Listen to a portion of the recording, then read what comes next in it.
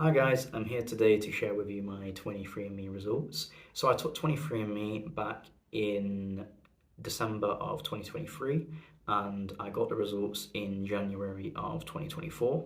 So quite a quick turnaround time. Just a little bit of background on myself. My mum is black, both her parents are Jamaican, and my dad is white and both of his parents are English. Um, so I took 23andMe ultimately because I wanted to find out a bit more on my ethnic background, particularly on my mum's side of the family, with her parents being Jamaicans. Of course, before Jamaica, they were from Africa, but wouldn't have known where, sadly, due to the transatlantic slave trade. So that's the ultimate reason why I took 23andMe. So 23andMe breaks down your DNA on, first of all, on a continental base, so i.e. Europe, Asia, Africa, etc. They then break that down into countries, and then now they've actually now broken down the countries into specific regions. Um, which is actually really interesting, to be fair. So with I believe the country matches, this is where your ancestors have lived within the past 500 to 1,000 years, whereas with the specific sections of that country, because it's more specific, it's likely within the past 250 to 300 years, your ancestors have lived in that region of that country, known as a genetic group. So I'm just going to go on to read the results. So I'll start with it on a continental basis and then I'll break it down more specifically. So, European comes up at 52.6%, Sub-Saharan African comes up as 45.8%, and then Western Asia and North African comes up at 1%, and unassigned comes up at 0.6%. So on a continental basis, the results did surprise me a bit, only because of the horrors during the transatlantic slave trade. So what I mean by that is I wasn't expecting the sub-Saharan African and the European to be so 50-50. I was expecting a bit more of the European to outweigh the sub-Saharan African. Again, sadly, because of the horrors of the transatlantic slave trade. Because from the videos I've seen mainly African Americans take the test, so they normally get between 70 to 80% African, and they get roughly between 20 to 30% European.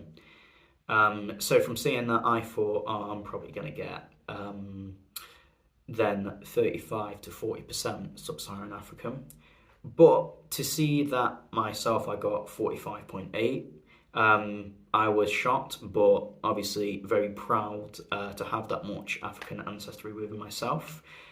However, I then actually gone on to see Jamaicans take the test.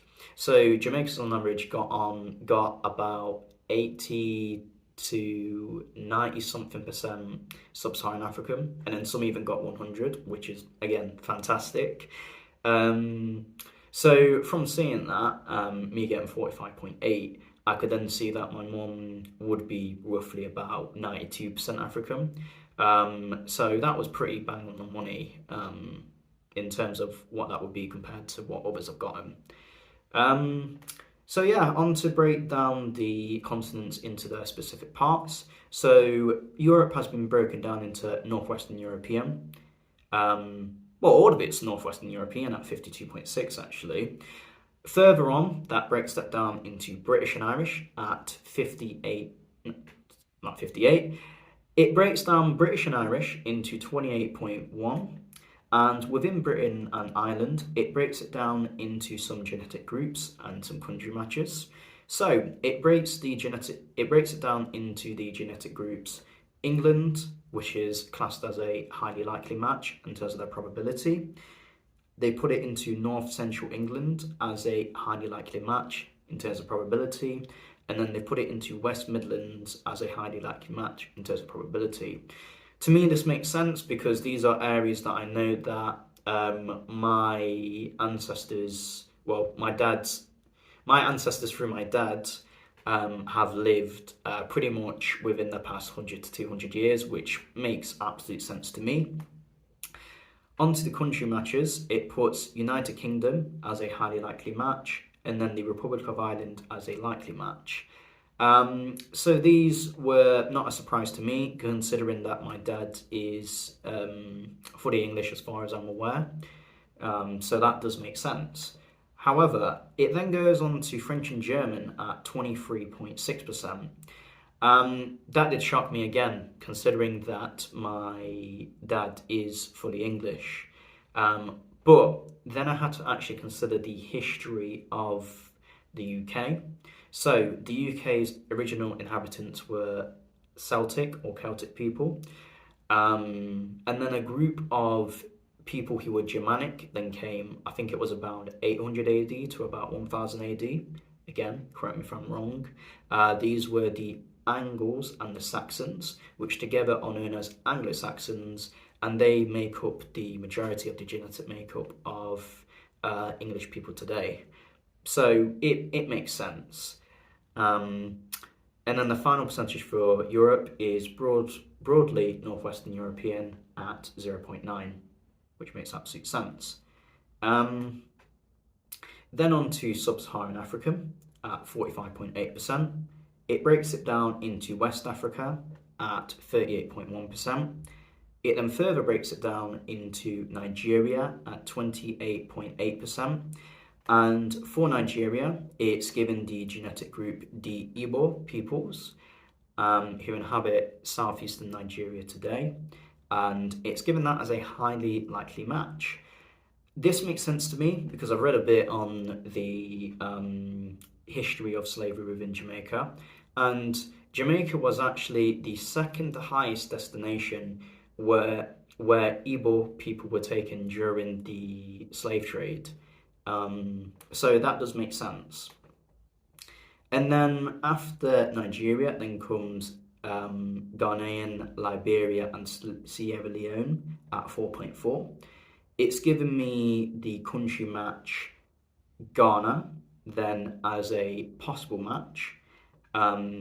It shocks me in the sense of how low that was compared to Nigeria, for example, only because I know that Akan culture has had such an impact on Jamaican culture as a whole. So that did actually shock me quite a bit that it was that low. So then further on, I then have Senegambian and Guinean at 0.9 and broadly West African at 4%.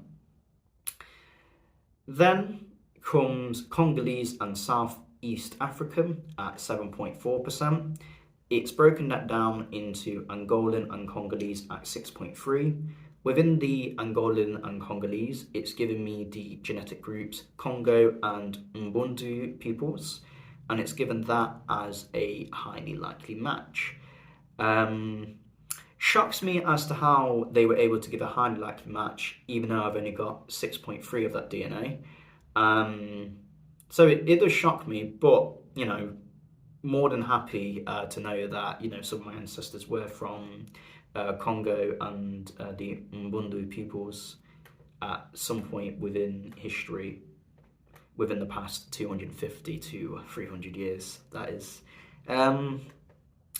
Then the next one is Southeastern Africa, Southern East Africa at 0.1, then broadly Congolese and Southern East Africa at 1, and then it goes on to broadly Sub-Saharan African at 0.3, and the final subcontinent is Western Asia and North Africa at 1%.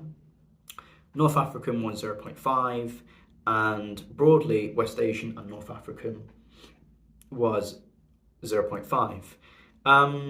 That region, doesn't really surprise me just because of, how low it is.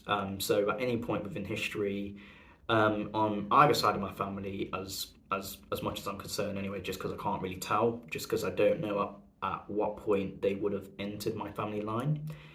But, that's just the percentage I've gotten. And then unassigned was at 0.6. 23andMe have also given some additional ancestry regions. So they've put me as Afro-Caribbean peoples, particularly Jamaica, as with the genetic group as a likely match.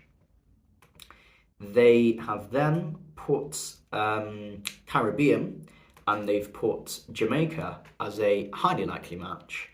And they've given some regions of the country.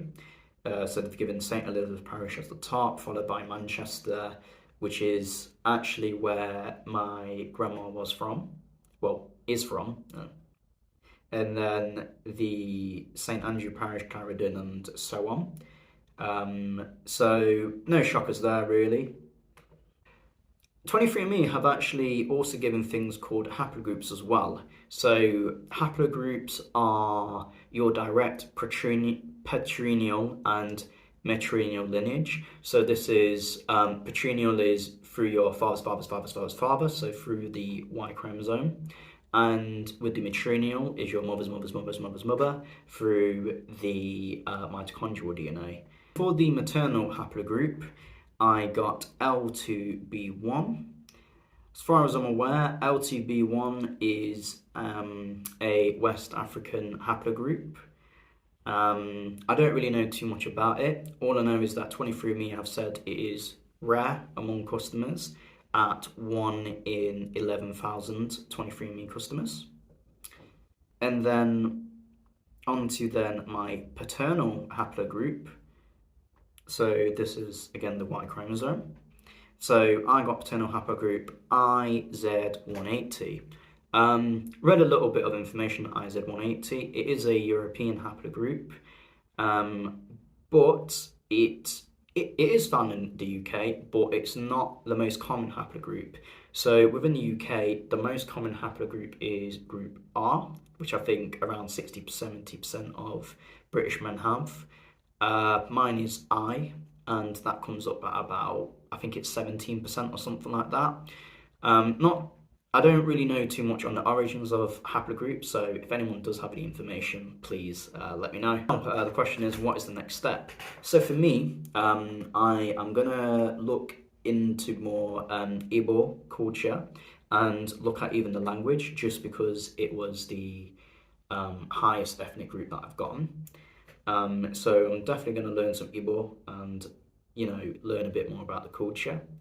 I also want to, look at a bit more on the Congo and the Mbundu peoples, but at a later point. So I'm just going to start with the Igbos now. So yeah, that's it from me today, guys. Thank you for watching, and bye-bye.